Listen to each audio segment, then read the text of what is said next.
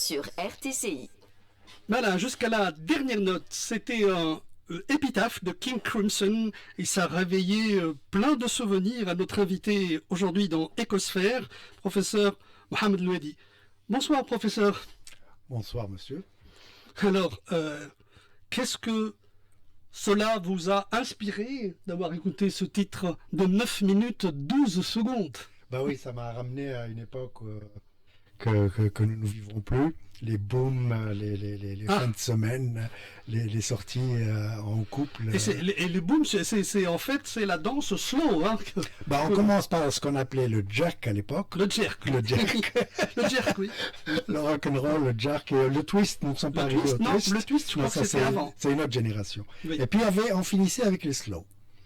Lorsque tout le monde commençait à se familiariser avec tout le monde. C'est ça. Et donc, c'était le moment de nous rapprocher. C'était vraiment propice pour faire des rencontres Mais c'était pour ça, oui, effectivement. et là, une chance terrible d'avoir ce morceau qu'on joue, parce que les autres morceaux, en général, durent le temps d'un ce qu'on appelle un 45 tours. Le vinyle, à l'époque, c'était 3 minutes, hein, pas plus. Bah, on mettait d'abord les chansons françaises, les chansons romantiques françaises, parce qu'elles étaient courtes, c'était des 45 tours. Puis on passait à celle-là, parce qu'on commençait là à se familiariser avec les autres personnes présentes.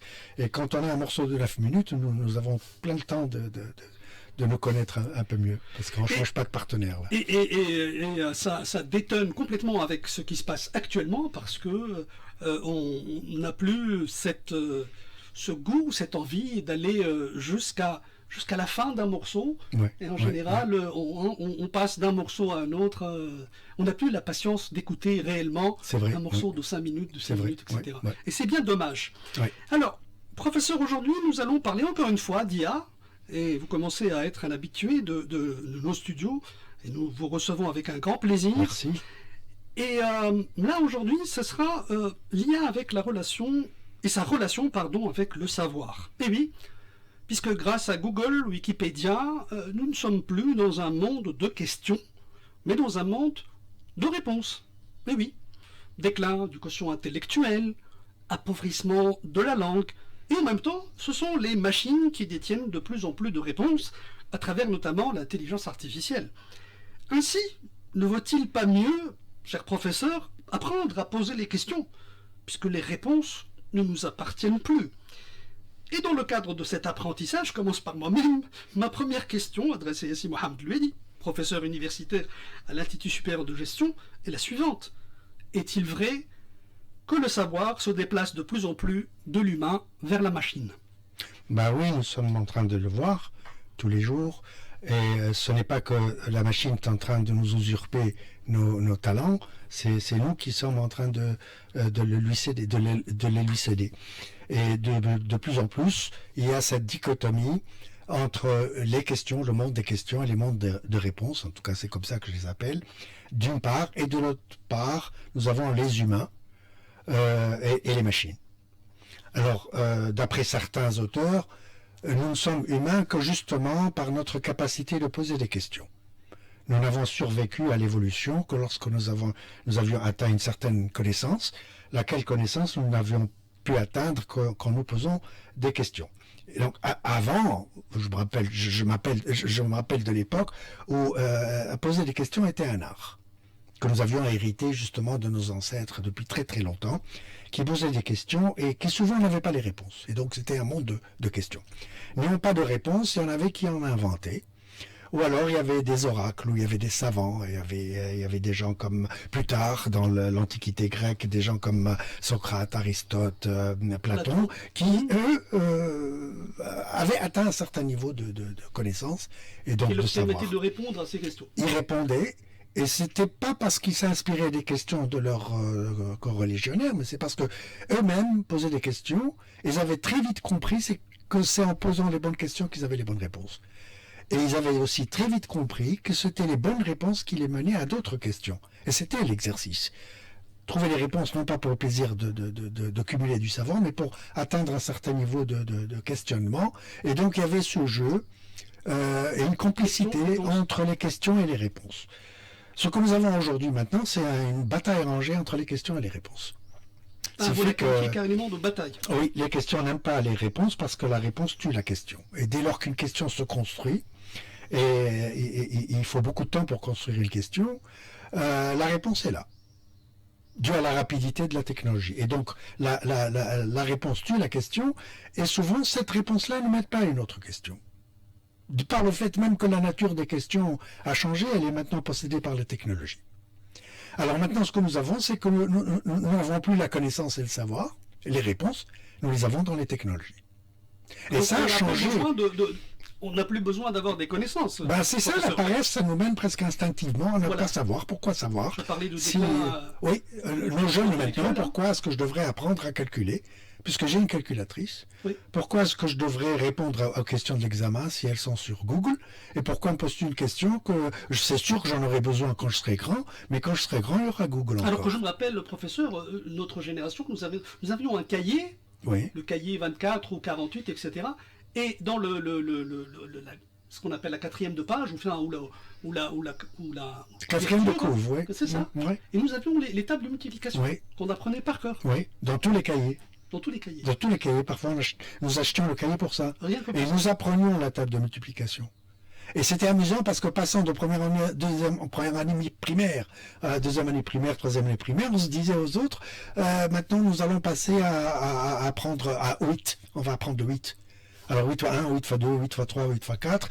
Et c'était amusant. Et on nous faisait monter au tableau pour réciter la table de multiplication. Et maintenant, il y a plein de gens qui ne savent pas multiplier parce qu'il y a une machine qui le fait, la calculatrice. Et ce n'est pas grave. Oui.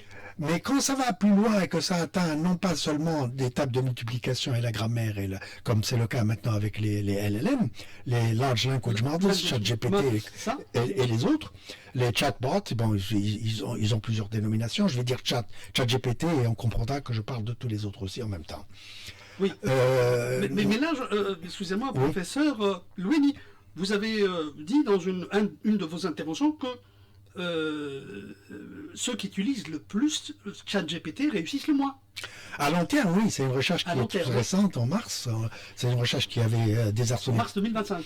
Oui, toute récente. Et à long terme, ce sont ceux-là qui ont les compétences les plus dénuées, qui serviront à rien, parce qu'ils retiennent rien, c'est le besoin de l'instant. Alors qu'avant, nous apprenions par cœur, nous visions la durée, c'était du long terme. Maintenant, nous n'avons plus besoin d'apprendre par cœur. De toute façon, nous n'avons même plus la capacité d'apprendre par cœur. Les gens n'ont plus de mémoire. Même si nous le voulions, on n'est plus capable d'avoir cette capacité de mémorisation. Oui, il y a une distance entre les troubadours d'avant, chez les Européens, et nos poètes. Et ceux qui ont appris le Coran aussi, Mohamed.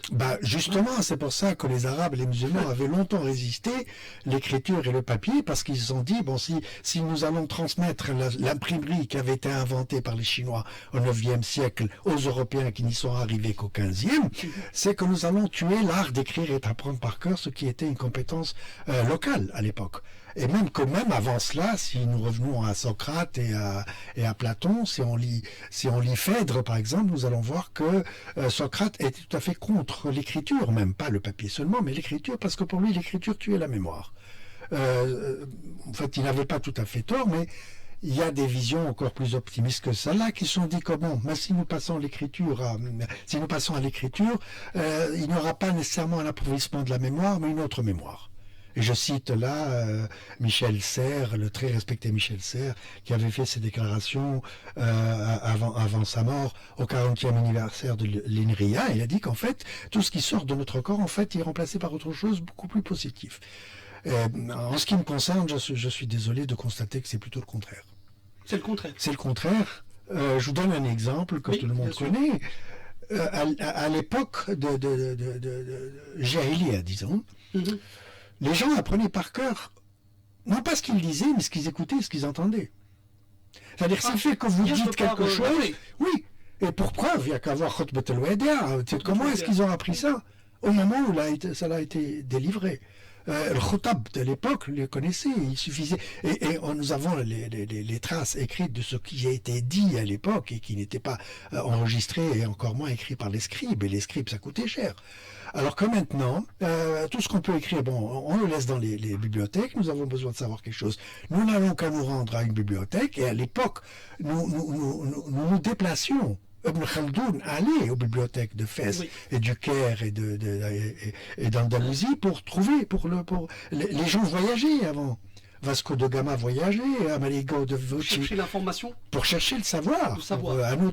Alors que maintenant, nous avons le savoir assis à sans notre même bouger, on n'a même pas besoin de bouger. Nous n'avons pas besoin de bouger, effectivement. C'est pour ça que nous avons tant de problèmes de santé, de poids et de diabète, etc. Chose dont nous n'avions pas entendu parler avant, du moins qu'aujourd'hui. Beaucoup moins, en tout cas. Et le pire, c'est que moins ça coûte de chercher du savoir, moins ça vaudra. C'est économique.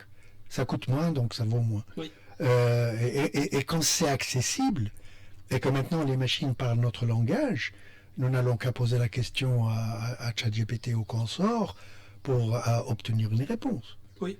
Et même que ça se passe d'une manière... Je me rappelle, en 1999, Google était mis en vente pour $1 million. Personne ne voulait l'acheter. Et Google, à l'époque, c'était un moteur de recherche, et donc un moteur de questions.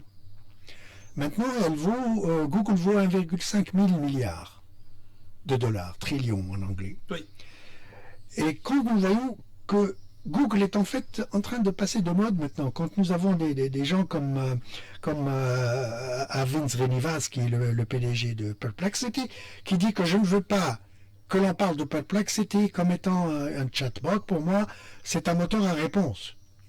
Et ça va loin, il dit. Et si vous utilisez Perplexity, ce que vous pouvez faire à l'instant même où je parle, vous allez voir qu'en bas, sitôt que vous avez tapé votre question, il vaut d'autres questions relatives à celle que vous venez de poser.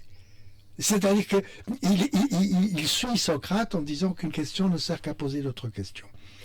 Et quand nous volons aussi, quand je vois moi mon parcours universitaire, je vois que la différence entre un enseignant et un professeur, entre les niveaux primaires où nous donnions les réponses aux élèves pour qu'ils les apprennent par cœur sans trop savoir ce que ça veut dire. Oui.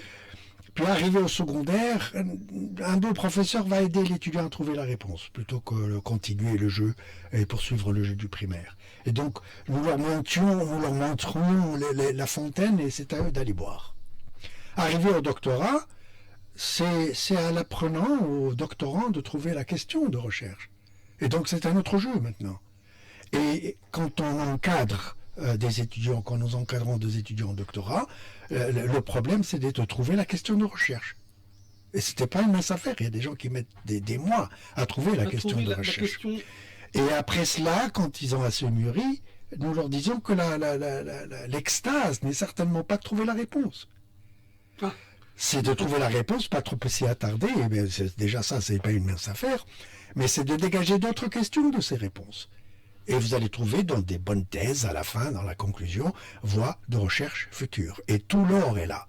Oui. Quelles sont les questions? Et quand le prochain étudiant, si malin ou étudiante, voudra aller chercher une question, il ira feuilleter une thèse qui a déjà écrite et aller dire vers la fin, non pas vers le début, trouver les questions, les voies de recherche future, adopter une de ces questions-là. Et c'est comme ça que nous avons un programme de recherche qui continue.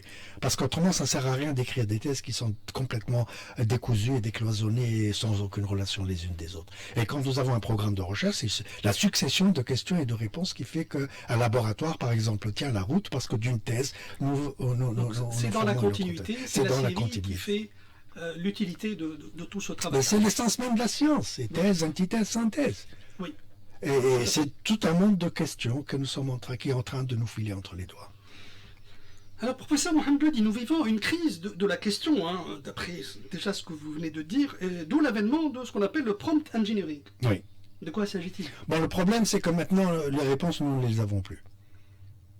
Pas toutes, en tout cas. C'est les technologies qui les ont. Et pas seulement les moteurs de recherche, mais aussi maintenant les moteurs de réponse. Et les chatbots, c'est l'intelligence artificielle qui prétend maintenant non pas calculer la probabilité du prochain mot, mais qui prétend carrément réfléchir et penser. Thinking au reasoning. Voilà. Et maintenant, ce que nous devons apprendre aux étudiants, c'est non plus répondre aux questions aux examens, mais leur donner des examens où ils pourront trouver les réponses. Parce que trouver les questions, pour quoi faire, c'est insipide, ça n'a aucun sens, les réponses sont ailleurs maintenant. L'art, maintenant, est d'apprendre à la populace, et non pas aux nantis et aux élus, à poser des questions. C'est le nouvel enseignement maintenant. Et c'est pour ça que déjà quelqu'un a eu l'idée d'écrire un livre, maintenant il y en a des centaines, qui s'appelle Prompt Engineering, que les Français ne sont même pas encore la traduction de cette Prompt Engineering. Ils n'ont pas trouvé encore la traduction. C'est pas encore stable. C'est l'ingénierie de l'invite. J'ai trouvé ça en français une fois. L'invite, c'est le prompt, c'est le si. Alors, le prompt, c'était l'époque où il y avait le C de DOS, hein, le C du disque C ou le D. C'était ça le prompt. Et ça a été traduit invite à l'époque où ça avait un sens. Maintenant, quand on dit ingénierie de l'invite, ça sonne très, très, très bizarre. Oui, c'est vrai que c'est nouveau. C'est assez creux. C'est assez creux et ces livres, ils se vendent comme des petits pains parce que ça vous apprend à poser des questions à ces machines. Et ça, c'est très dévalorisant pour l'humanité. Que nous ayons, nous, à apprendre à parler à la technologie. Alors que c'est avant, il n'y a pas longtemps, c'était plutôt le contraire. C'était à la technologie d'apprendre à ce que...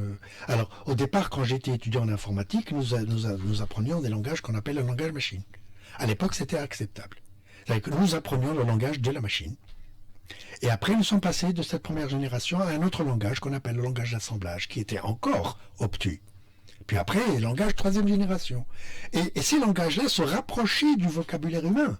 Arriver au langage de troisième génération, c'était pratiquement de l'anglais. COBOL, Fortran, c'était des verbes. Et puis, ça a évolué. Maintenant, nous avons Python et les autres. Et nous étions habitués à l'idée à ce que ce soit la machine qui vienne vers l'humain. Et maintenant, c'est bizarre que c'est l'humain qui doit apprendre le langage de la machine. Et même plus bizarre encore de devoir prouver à un ordinateur que nous sommes humains. Quand vous avez la CAPTCHA, c'est un ordinateur, c'est une intelligence artificielle, c'est une machine qui vous demande, vous, humain, son concepteur, à prouver que vous êtes un humain. Le monde est en train de se renverser. De tomber sur la tête. Exactement, exactement. Et alors, professeur Luedi, comment doivent évoluer les modes d'apprentissage et de transmission? Nous devons d'abord donner plus confiance à nos enfants. Et ils le méritent parce qu'ils sont nés très intelligents. Alors, on parle d'enfants déjà, c'est marrant. D'enfants, parce que c'est là, hein. Oui. C'est là que ça se conçoit et c'est là que ça se... Écoutez, il n'y a rien, il n'y a pas une meilleure compagnie que les enfants. D'accord. Personnellement, la compagnie des adultes m'ennuie. Vous n'êtes nullement visé là, mais quand je suis invité dans une famille, je préfère m'entourer des enfants parce que l'innocence de leurs questions, des questions auxquelles moi je ne pense plus, celle-là me laisse réfléchir. Il y a un apport extraordinaire, c'est vrai. Le pire, c'est que nous, adultes, au fil du temps, nous sommes en train de tuer cette créativité infantile. Tais-toi, tu n'y connais rien. Va dormir. Va dormir. Hey. Rejoins ta chambre. Oui. J'ai écouté ça une fois d'un homme un sage qui apprenait aux enfants. Et d'ailleurs, peut-être maintenant, je vais me mettre à plutôt être enseignant que professeur universitaire avec les adultes. Je préfère les enfants. Et dans cette blague, cet enseignant était en train de s'entourer d'enfants. Il leur a demandé de dessiner quelque chose. Oui. Sans règle aucune. Quoi? Ce que vous voulez. Et alors, il s'est approché d'une fille qui dessinait quelque chose qu'il n'a pas reconnu. Il a dit, qu'est-ce que tu fais? C'est quoi que tu es en train de dessiner? Elle a dit, ça c'est Dieu. Alors lui, la taquinant lui a dit, mais Dieu n'existe pas. Elle a dit, pas encore. Patience, je vais finir. Et cette réplique était d'une innocence. C'est-à-dire qu'elle était en train de créer Dieu dans sa tête. Parce que ne sachant pas ce que Dieu était. Elle va le construire selon sa propre vision, selon... Hein. Et puis, ça me rappelle ma fille, quand elle était très petite. Oui. Elle me dit, papa, il est où Dieu? Je lui dis, Dieu il est partout. C'est une question difficile. Très difficile. Très difficile, oui. Dieu est partout. Et nous étions en train de dîner à la cuisine. Elle n'avait pas de concept du partout. Oui. Dans son petit monde. Et après, elle m'a rejoint dans mon bureau, elle m'a dit, Dieu, est-ce qu'il est ici aussi? Elle m'a dit, oui, je t'ai dit partout. Et puis elle a essayé différents endroits parce qu'elle était en train de construire son concept de partout. Alors que moi... Partout, quels sont les différents lieux... Et nous étions en train de nous promener dans une rue. Il m'a dit, mais voilà Dieu! Et retiens-toi là. Elle a cru le Dans, reconnaître. dans toutes les rues, dans toutes les pancartes, il y avait une effigie de Ben Ali, et donc il est partout. Et donc c'est ça Ah, Dieu. c'est pas vrai. Je te jure. Et donc, tu dis que c'est comme maintenant on nous apprend à parler aux machines. En fait, il vaudra mieux qu'ils nous apprennent à parler aux enfants et à comprendre leur langage et leurs questions. Quand ta fille ou ton fils vient te dire pourquoi le ciel est bleu, tu te rends compte que tu ne le sais pas et que tu ne t'es jamais dérangé pour te poser cette question et que tu aurais intérêt peut-être à aller voir pourquoi le ciel il est bleu. Ou alors quand on nous dit que les étoiles qui s'étaient mortes il y a très longtemps sont en train encore d'émettre de la lumière, Oui. et donc il y a une infinité d'infinités d'étoiles en train d'émettre toute de la lumière. Alors pourquoi est-ce que la nuit est noire? Et là tu es complètement désarçonné. On est C'est des questions qui ne viennent de venir que des enfants. Des enfants, c'est vrai. Et c'est donc à eux que nous devons parler pour reculer et leur apprendre et surtout ne plus les corrompre avec des choses qui sont établies. Oh, ce que tu as allé, c'est comme ça et c'est tout. Nous sommes en train Non, de... ça, il faut le dépasser complètement. Ben oui, ben justement. Et alors, professeur Mohamed Mehdi, on parle de super-intelligence, Ouais. même d'ultra-intelligence, dans un horizon de 5 à 10 ans, hein, capable de damer le pion à n'importe quel humain, ce qui aura un moment où on ne parlera plus d'étudiants ni d'enseignants. Non, l'enseignant sera lui-même un étudiant. Et puis, ce qui va arriver est très simple. Je me méfie beaucoup de ces prédictions. Il y a Sam Altman et Dems Bessasses et Jeffrey Hinton qui sont forts dans ce genre de prédictions, qui nous parlent de 5 ans, de 10 ans, de 20 ans. Peu importe, ça va arriver. Le délai importe à la peu. limite, oui, Ce qui va arriver, c'est que la technologie saura la question que tu vas poser avant que tu l'aies et il répondra avant que tu le réalises. Et donc la boucle du savoir va entièrement... Et ça nous arrive déjà maintenant. Oui. J'ai des mails que je reçois des étudiants et des rapports, et d'ailleurs je me félicite de cette technologie parce que maintenant nous lisons des rapports qui sont bien écrits. Peut-être pas par les étudiants, mais qu'importe. Oui. Et quand je reçois un mail d'une étude, c'est très très bien écrit. Et je me dis, tiens, Il n'y a aucune faute, c'est... aucune faute. Parce C'est que du clean. nous avons large language models, c'est des modèles de langage. Oui. C'est pas à eux c'est pas à des singes qu'on apprend à faire des grimaces. Et donc je me dis, et si je fais faire répondre ce message par ChatGPT aussi? C'est ça, Et ChatGPT va reconnaître peut-être le message qu'elle a écrit pour l'étudiant. c'est ça. Et avec le temps... recoupement. Ah oui, le recoupement, oui. Et après l'apprentissage, parce qu'il y a un renforcement de l'apprentissage, cette technologie va savoir que nous sommes en train de lui soumettre des mails que nous recevons et auxquels elle va répondre incessamment. Et ce qu'elle va faire finalement, c'est lorsqu'elle écrit un mail, elle va écrire en même temps la réponse. En anticipant que tu vas la lui demander de toutes les C'est ça. façons. Il faudra nous habituer à cela. Si tant est qu'en fait, l'humain va être assez stupide pour que ces scénarios se développent. Parce qu'apparemment, ce que je vois maintenant, les humains sont occupés ailleurs, à faire mieux ou à faire pire. Mais ce que nous allons voir, si nous continuons sur cette lancée, c'est exactement ce qui va arriver. Que nous serons complètement hors du jeu, hors de la boucle, et qu'enseignants et élèves, déjà l'élève ou l'étudiant a déjà son autre enseignant. Oui, Et ils l'ont déjà devant moi. Ce que j'aime beaucoup. Parce que c'est encore embryonnaire, c'est en train d'arriver. Quand je suis en train d'enseigner, Oui. mes étudiants vérifient ce que je suis en train de dire, Ah, ipso facto, instantanément. c'est-à-dire que vous... Ah, je suis toujours sur mes orteils. Vous ne pouvez pas vous permettre de leur raconter n'importe quoi? Non. Alors maintenant, je redevance mais à vérifier ça. Ça m'est arrivé pas plus tard que la semaine dernière. Je me suis trompé, j'ai confondu DeepSeek et ChatGPT. Ils m'ont Et corrigé. là, ils vous ont corrigé tout de suite, là. Très gentiment, hein, il Ah faut oui, pas dire oui, que c'est une oui, compétition. Oui. Et j'ai adoré ça. D'accord. Parce que c'est ça l'esprit critique, c'est vérifier ce qu'on te raconte. Et qu'importe que ce soit fait à mes C'est dépens. ça, c'est-à-dire que, à la limite, le côté sacré, disons, entre guillemets, il disparaît de l'enseignant. Hein. Oui, mais surtout vérifie ce que tu entends. Oui, c'est... Parce que je C'est sais pas, très bien, je sais pas si tu te rappelles, Oui. enfin c'est pas si longtemps, il y a quelques jours, une vidéo virale qui nous montre l'assassinat d'un médecin, je crois, une femme Ah médecin. oui, je l'avais vu. Et que les gens partageaient à droite Je et l'ai à vu, gauche, je mais l'ai en vu. fait c'était du chiquet. C'était tout à fait. Et on se dit, mais quelle crédibilité. Croire, et je ne sais pas ce que c'est, il faudra peut-être étudier cela, mais des études ont été faites sur ce qu'on appelle le deepfake, le fake news, etc. Oui, le deepfake. Ce que nous savons, et ça c'est une étude très sérieuse qui a été faite par MIT, c'est que les mauvaises nouvelles circulent 6 fois plus vite que les bonnes. Et quand ils disent mauvaises, c'est les mensonges. Oui. Mensonges, contre-vérité et surtout rumeurs. Et comment peut-on se prémunir contre ce genre de L'esprit vidéos? critique. Non, Ne pas croire. ne pas croire. Ne Voilà, pas c'est croire. ça. Vérifier. Déjà au niveau, voilà, moi, professeur, moi d'ailleurs, ma première impression c'était de dire, mais ça paraissait assez gros comme commentaire. Surtout comme, que ça comme, finissait par voilà, être une c'est ça. publicité. Donc j'étais un peu, voilà, c'est ça, j'étais un peu. Alors j'ai envoyé tout de suite cela à mon fils médecin, qui est en Allemagne, m'a dit papa, c'est du Ouais, c'est du pipeau. c'est du C'est pipeau. même pas savoir. Voilà. Alors ce qui se passe, c'est que pour maintenant la vérification de l'information est devenue plus coûteuse. Avant, c'était la question qui était coûteuse. Coûteuse comme pour les étudiants en doctorat. C'est ça. Maintenant, c'est la vérité qui est coûteuse. Tous ces gens-là qui ont partagé cette vidéo n'ont pas eu la peine ou même le réflexe d'aller vérifier. Pourquoi? Parce que c'est un effort. Oui. Et ça coûte cher. Voilà, c'est ça. L'intelligence est en train de devenir de moins en moins chère, quasiment gratuite, puisqu'elle est un bien public maintenant. Exact. Mais c'est la vérité qui est en train de devenir de plus en plus chère. Et nous sommes face à une technologie qui peut la manipuler, cette vérité.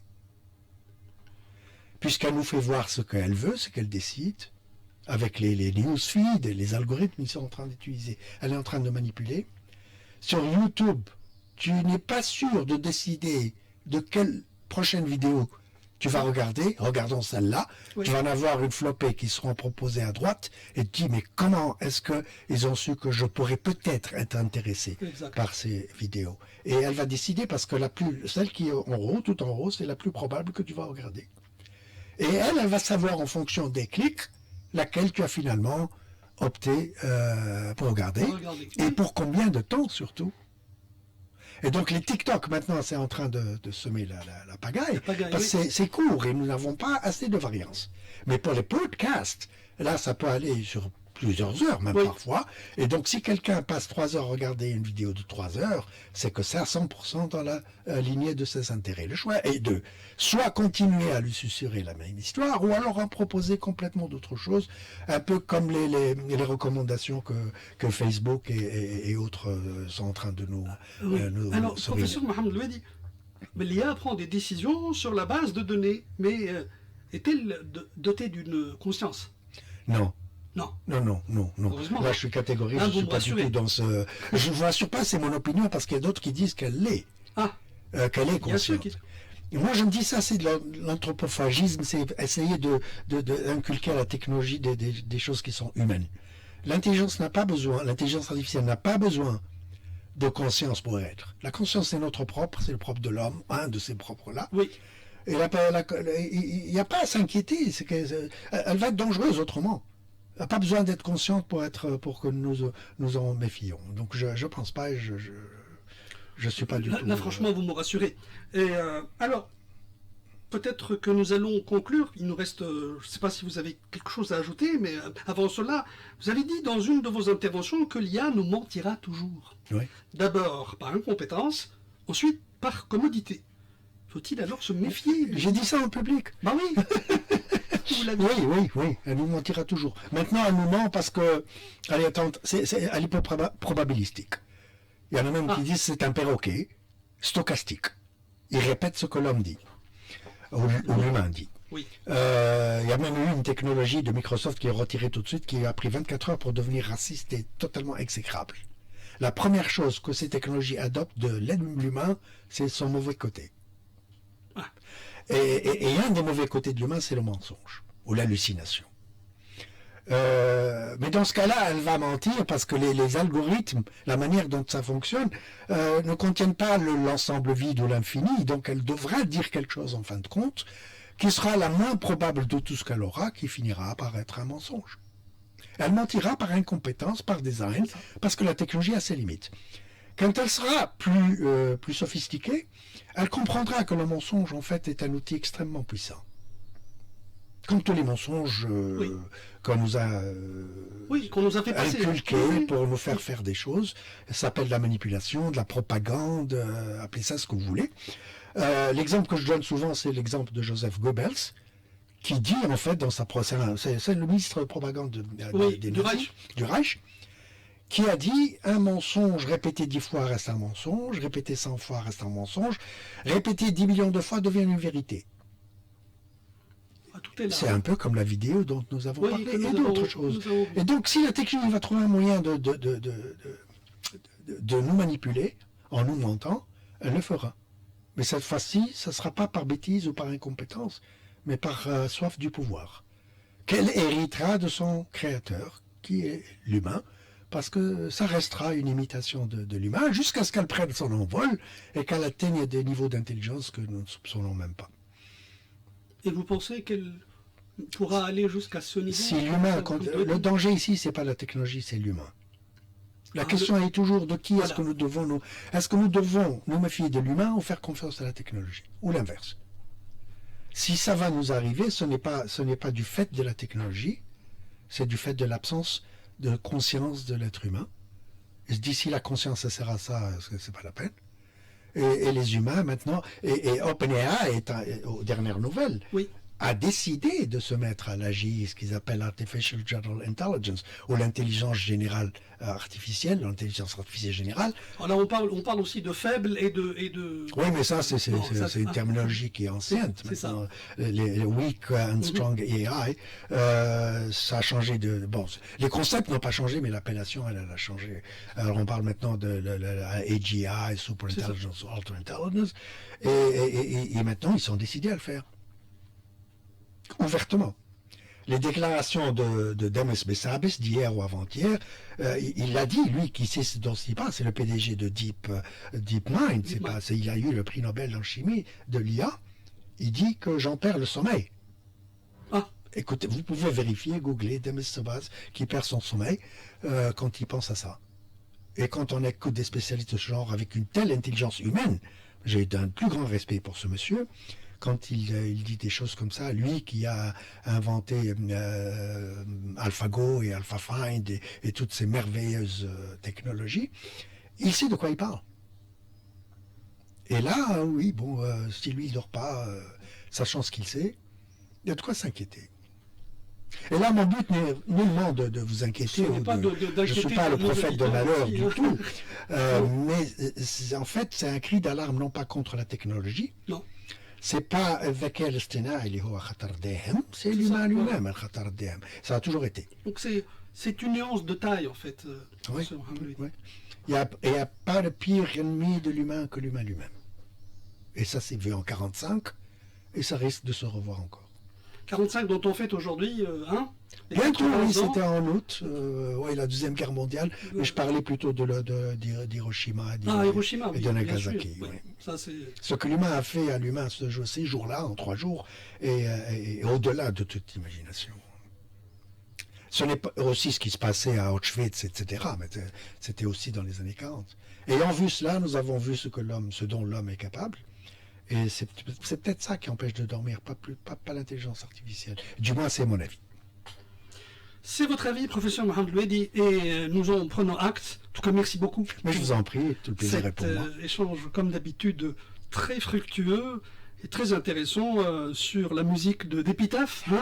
Épitaphe, le petit cadeau qu'on vous a merci beaucoup aujourd'hui. Voilà, infiniment. Espérons vous retrouver très bientôt pour un autre échange sur l'IA. À votre service. Merci beaucoup. Allez, on écoute Tom Petty, It's Good to be King. Ouais.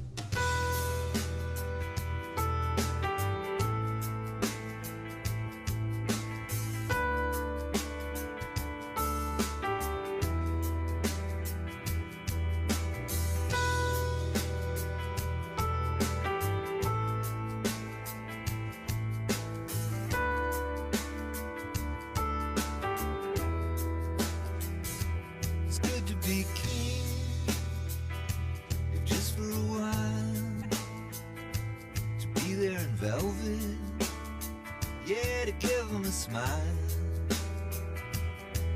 get high.